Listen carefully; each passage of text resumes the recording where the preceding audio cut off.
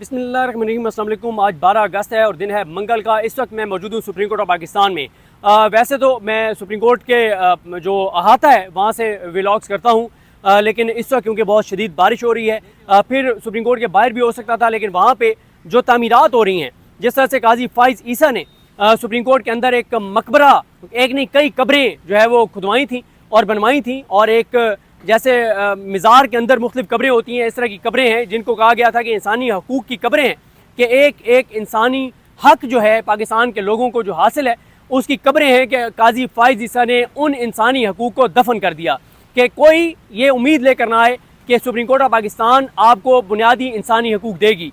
अब जो तामीरात हो रही हैं, मैंने इसलिए कैमरे का रुख उस तरफ नहीं किया क्योंकि वहाँ अभी जो तामीरात यहाँ पे हो रही हैं उसका मंजरनामा इस तरह से पेश कर रहा है कि जैसे किसी छावनी के बाहर जो चौकियाँ बनी हुई होती हैं, तो लोग डर ना जाएं कि कहीं 27 तरमीम में ये तो नहीं आ रहा कि जिसने इंसाफ के लिए सुप्रीम कोर्ट का रुख किया तो बाहर खड़ी हुई चौकियों में खड़े हुए सिक्योरिटी फोर्सेस के एहलकार जो है इंसाफ की तवक्को रखने वालों को आने से पहले ही जो है वो पता नहीं उनके साथ क्या कर देंगे। तो ऐसे जैसे छावनी के बाहर चौकियाँ बनती हैं, ऐसे सुप्रीम कोर्ट के बाहर जो तामीरात है वो छावनी के बाहर मौजूद चौकियों के मंजर पेश कर रही हैं। और अंदर जो हालात हैं वो मैं आपके सामने बयान कर देता हूँ। आज जस्टिस जाहिया खान साहब की सरबराही में 3 रुकनी बेंच ने समाअत की। उनके साथ मौजूद है जस्टिस सफ़ी सदीकी और जस्टिस मियां गुल हसन औरंगजेब। इमरान खान साहब की 8 जमानतों का केस था। मैंने ये बात पहले भी अर्ज़ की थी कि जस्टिस जाहिया खान आफरीदी साहब को 9 मई का कोई केस अपने सामने नहीं लगाना चाहिए।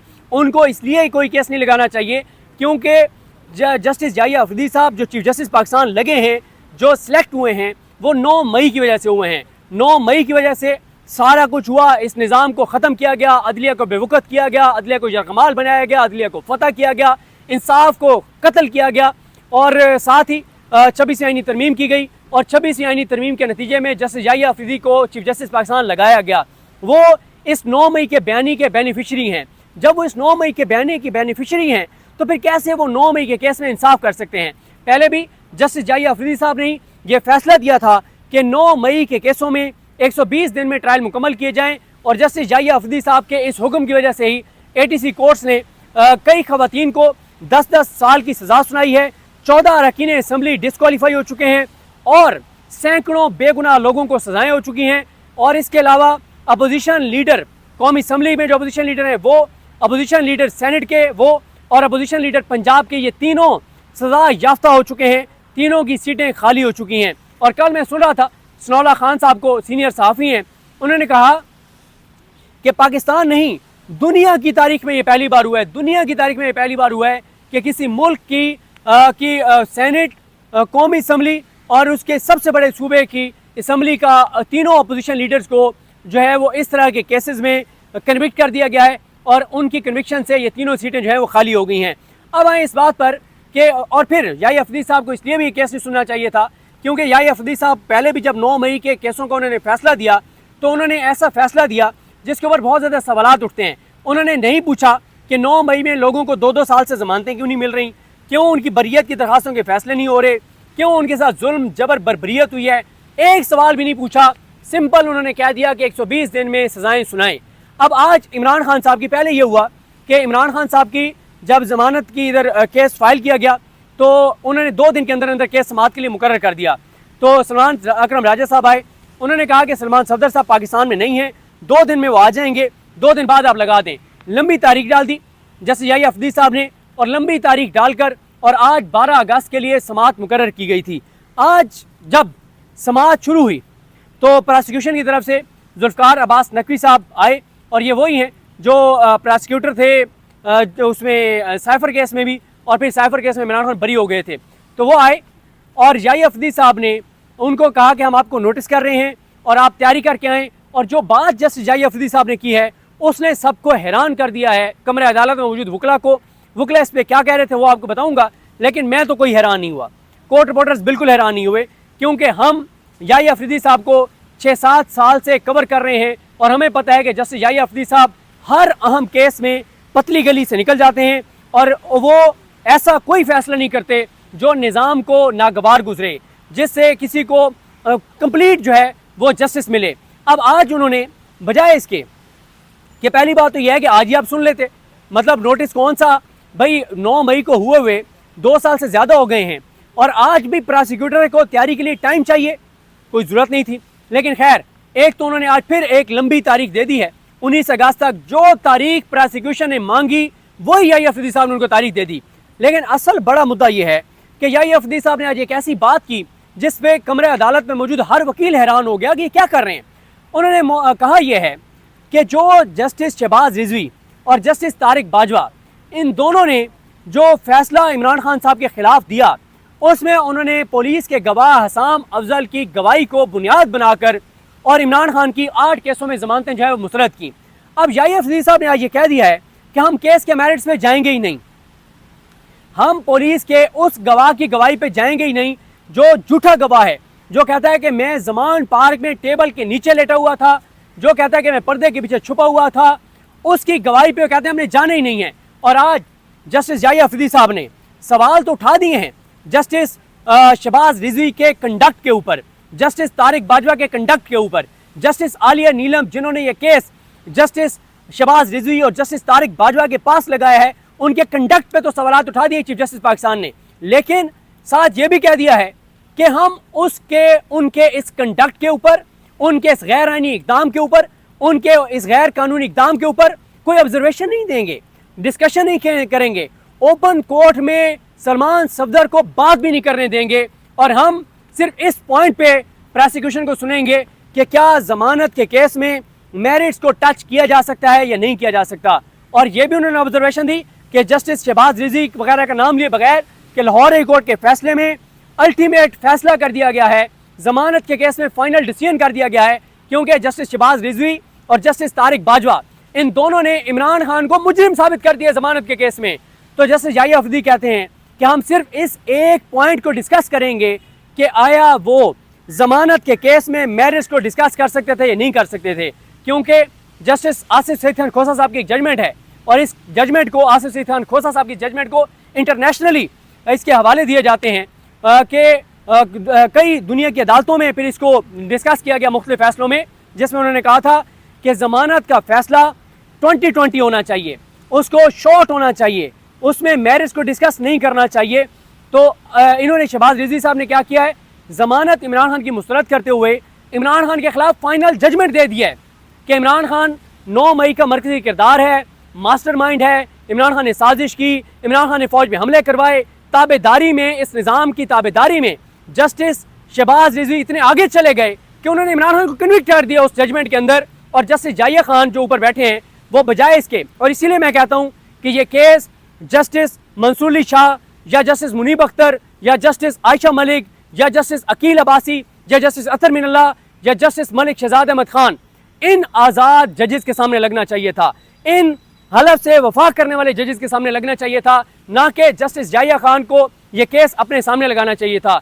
और आज तो जस्टिस शफी सदीकी और जस्टिस मियां गुल हसन औरंगजेब एक लफ्ज़ नहीं बोले, अगली समात पे देखेंगे उनको बोलना चाहिए। उन्होंने भी हलफ उठाया हुआ है इंसाफ करने का। मैं शफी सदीकी साहब से तो कोई तवक्को नहीं रखता, लेकिन मियां गुल हसन औरंगजेब साहब से तवक्को रखता था और रखता हूँ कि जब अगली समात होगी तो वो बोलेंगे, वो बात करेंगे, वो सवाल उठाएंगे, वो इस सारी चीज़ के ऊपर। क्योंकि अगर ये किसी आज़ाद जज, हलफ से वफा करने वाले जज के बेंच में ये केस लग जाता तो वो जस्टिस आलिया नीलम के कंडक्ट पे भी सवाल उठाता वो जज, वो जस्टिस शहबाज रिजवी और तारिक बाजवा के बारे में भी जजमेंट में लिखता। वो लिखते कि कैसे ये केस पहले जस्टिस आलिया नीलम नहीं लगा रही थी, फिर लगाया तो शहबाज रिजवी और तारिक सलीम शेख के पास लगाया, फिर उस बेंच को तोड़ दिया, फिर नए बेंच में तारिक बाजवा को ऐड किया, और फिर उन्होंने किस तरह से डिलेइंग टैक्टिक्स इस्तेमाल किए, कैसे जजमेंट रिजर्व हुई, फिर कैसे वो लेट सुनाई गई, फिर कैसे जजमेंट डिटेल लेट आई, और कैसे उस जजमेंट में गैर आईनी गैर कानूनी काम किया है जस्टिस शहबाज रिजवी और जस्टिस तारिक बाजवा ने। अब मैं आपके सामने रखता हूँ, आप कहेंगे कि ऐसा क्या कर दिया याहिया अफरीदी साहब ने। याहिया अफरीदी साहब ने आज ये किया है कि वो जो जजमेंट में हसाम अफजल को बुनियाद बनाकर जो जस्टिस शहबाज रिजवी ने जजमेंट दी है, याहिया अफरीदी साहब कह रहे हैं कि हम इस मामले को डिस्कस भी नहीं करेंगे। क्यों डिस्कस नहीं करेंगे? मैंने ट्विटर पे एक पूरा थ्रेड लिखा था जिसको अभी मैं रीट्वीट कर दूंगा, आप पढ़ना चाहें तो मेरे ट्विटर पे जाके पढ़ सकते हैं, और मैं उसको अपने व्हाट्सएप चैनल पे भी पोस्ट कर दूंगा। आप व्हाट्सएप चैनल जो है वो डिस्क्रिप्शन में मौजूद है, उसके लिंक वहाँ ज्वाइन करके आप पढ़ सकते हैं उस पूरे थ्रेड को, जिसमें मैंने उसमें लिखा है कि बुरहान मौज़म एडवोकेट साहब ने उस हसाम अफजल के जो परखच्चे उड़ाए हैं उसको जो झूठा साबित किया है, जिस हसाम अफजल की बयान को बुनियाद बना के जस्टिस शहबाज रिजवी ने इमरान खान की जमानतें मुस्तरद की हैं, उस हसाम अफजल को कैसे बुरहान मौजम एडवोकेट साहब ने झूठा साबित किया है, उसमें मैंने थ्रेड भी लिखा है। मैं उसके चंद पॉइंट्स आपको बता भी देता हूं। और उसी जजमेंट की बुनियाद पे, लाहौर हाई कोर्ट की जजमेंट की बुनियाद पे नीचे से कन्विक्शंस हो गई हैं। और जैसे याहिया अफरीदी साहब कहते हैं कि हमने मैरिज को टच नहीं करना, अगर नीचे शहबाज रिजवी ने मैरिज को टच किया है तो आप क्यों कहते हैं कि हम मैरिज को टच नहीं करेंगे? भाई आप टच करें ना, आप डिस्कस करें ना, आप देने देना दलाइल सलमान सफदर साहब को। सलमान सफदर साहब इस सारे गवाह को और इस सारे खेल को जो नंगा करेंगे, उससे खौफ ये है कि सुप्रीम कोर्ट में, क्योंकि इंटरनेशनल मीडिया भी होता है, यहाँ पे अंग्रेजी अखबारात में खबरें भी डिटेल लगती हैं, तो जब ये यहाँ पे सलमान सफदर साहब दलाइल देंगे और बताएंगे तो पूरे का पूरा 9 मई की इमारत पूरी से पूरी धड़ाम से गिर जाएगी। और इस फैसले के बाद अगर ये फैसला, अगर ये मैरिज डिस्कस हो जाते हैं और इसमें जजमेंट आ जाती है तो 9 मई के सारे केस नीचे फारिग हो जाएंगे, तमाम केसेस फारिग हो जाएंगे कि वो गवाह हसाम अफजल जिसको सुप्रीम कोर्ट झूठा करार दे देगी, नीचे उसकी तो सारी गवाही खत्म हो जाएगी, तो 9 मई के तो सारे केस फारिग हो जाएंगे। तो याहिया अफरीदी साहब 9 मई के बयानिए को बचाने के लिए, 9 मई की इमारत को बचाने के लिए, जिस 9 मई के बयानिए के वो बेनिफिशरी हैं, वो हसाम अफजल को बचा रहे हैं, वो जस्टिस शहबाज रिजवी को बचा रहे हैं, वो जस्टिस तारिक बाजवा को बचा रहे हैं, वो जस्टिस आलिया नीलम को बचा रहे हैं, वो तमाम प्रोसिक्यूशन को बचा रहे हैं, वो तमाम 9 मई का पूरा जो एक चीज़ है उसको बचा रहे हैं। क्यों बचा रहे हैं? क्योंकि हसाम अफजल जिसकी गवाही को बुनियाद बना के शहबाज रिजवी ने इमरान खान की जमानतें मुस्तरद की हैं, उसके बारे में क्या क्या बातें साबित हुई हैं। पहले तो आप ये समझें, रियासत का 9 मई का बयानिया क्या है। रियासत का 9 मई का बयानिया ये है कि इमरान खान ने 9 मई को प्लान किया। इमरान खान ने अपने वर्कर्स को, अपने रहनुमाओं को कहा कि अगर मुझे गिरफ्तार किया गया तो आपने फ़ौज की तनसीबात पर हमला कर देना है। अब सवाल ये उठता है कि रियासत को कैसे पता चला कि इमरान खान ने ये प्लान किया है? उन्होंने कहा कि जी एक हमारा बड़ा स्टार विटनेस है, बड़ा ज़बरदस्त बंदा है हसाम अफजल, वो छुप के गया बनी जमान पार्क 7 मई को और 9 मई को, और उसने छुप के सुना, टेबल के नीचे लेट के सुना कि इमरान खान जो है वो अपने रहनुमाओं को ये हुक्म दे रहे हैं। अच्छा, जब बुरहान मौजम साहब ने उसके ऊपर जिरा की, जिरा में क्या क्या बातें सामने आई? पहली बात तो ये सामने आई कि ये जो इनको बेसिक यही नहीं पता था हसाम अफजल को कि कितने रजिस्टर होते हैं थाने में, रजिस्टर 10 में क्या होता है, और रजिस्टर 10 में इमरान खान का नाम है नहीं है, मान गए बाद में कि नहीं है। फिर इनका ये पता चला कि इनको ये अपनी जमान पार्क में मौजूदगी साबित ही नहीं कर सके। क्यों नहीं साबित कर सके? क्योंकि वहाँ पे 50 पुलिस एहलकार ड्यूटी पे मौजूद थे, उनमें से एक भी पुलिस एहलकार गवाह सामने नहीं आया जो ये कहे कि हमने हसाम अफजल को देखा है। पहली बात। दूसरी बात यह है कि हसाम अफजल कहता है कि मैं 7 मई को भी गया जमान पार्क, मैं 9 मई को भी गया।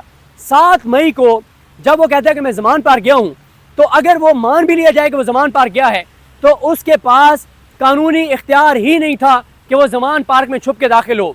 दूसरी बात, अगर वो दाखिल हो भी गया था, जो कि झूठ है, अगर वो बगैर इख्तियार के, पहली बात तो यह कि बगैर इख्तियार के जब वो दाखिल हुआ है जमान पार्क में, तो उसको बगैर इख्तियार के किसी के घर में दाखिल होने की 5 साल कैद की सज़ा बनती है। और उसके बाद चले वो दाखिल हो गया और छुप के दाखिल हो गया, तो उसमें फिर यह है कि जब उसने सुन लिया अपने कानों से कि इमरान खान फौज पे हमले को प्लान कर रहे हैं, साजिश को, उसको अपने SHO को बताना चाहिए था। अगर SHO ने उसके पे एक्शन नहीं लिया, इमरान खान पे FIR नहीं की, तो उसको आला अफसरान को बताना चाहिए था। जब उसने ये काम नहीं किया तो उसको 7 साल कैद बनती है। और उसने ना उसके पास कानूनी जवाब से दाखिल होने का, ना वो वहाँ पर गया, अगर गया भी है तो कानूनी जवाब नहीं था। और अगर उसने 9 मई की साजिश बनते हुए सुना है, उसको उसी वक्त इमरान खान को गिरफ्तार करना चाहिए था या अफसरान को बताना चाहिए था। ये सारी चीज़ें झूठ साबित हुई हैं। फिर जल्दी जल्दी बताता हूँ, बारिश बहुत तेज़ हो रही है, कि उसने जो हसाम अफजल है 24 केसों में वो गवाह है। हर जगह पे जाके उसने नाम मुख्तलिफ बताए हैं। सरगोदा में जाके बताया है कि उस मीटिंग में अहमद खान भच्चर और फलां थे। फैसलाबाद में जाके फैसलाबाद वालों के नाम लिए हैं, लाहौर में लाहौर वालों के नाम दिए हैं, मतलब हर जगह पर उसने नाम मुख्तलिफ लिए हैं। एक ही मीटिंग, और उस मीटिंग में भी हर जगह मुख्तलिफ गवाहों के, मुख्तलिफ शुरका के नाम लिए हैं। उसके बाद वो झूठा साबित हो चुका है। अब क्योंकि मामला यह है कि बारिश बहुत ज़्यादा हो गई है, तो और एंड में फिर यह हुआ कि 9 मई के हवाले से साबित हुआ कि 9 मई को वो छुट्टी पे था, रोजनामचे में ये साबित हुआ। तो याहिया खान अफरीदी साहब ये कह रहे हैं कि हसाम अफजल पे कोई बात नहीं होगी। जस्टिस शहबाज रिजवी की जजमेंट में जो लिखे गए मेरिट्स हैं, जिस बुनियाद पर उन्होंने इमरान खान की जमानत मुस्तरद किया है उस पर कोई बात नहीं होगी। लगता यह है कि या अफरीदी साहब ये मामला फैसला कलदम करके दोबारा लाहौरी कोर्ट को भेजेंगे या इमरान खान को जमानतें देंगे भी, तो जो शहबाज रिजवी ने फैसले में बुनियादें बनाई हैं हसाम अफजल के ऊपर, या अफरीदी साहब कुछ नहीं लिखेंगे। 19 अगस्त की तारीख पड़ गई है, 19 अगस्त को समाअत होगी। यह है आज की समाअत का मुख्तसर अहवाल। मुझे अपनी दुआ में याद रखें। बहुत अभी इस पर बात हो सकती है लेकिन बारिश बहुत तेज़ हो गई है, तो ज़रा दोबारा घर जाके व्लॉग करूँगा, आपको बताऊँगा मज़ीद चीज़ें। मुझे अपनी दुआ में याद रखें। अल्लाह करीम हम सबका हामी नासरो। अल्लाह हाफिज़।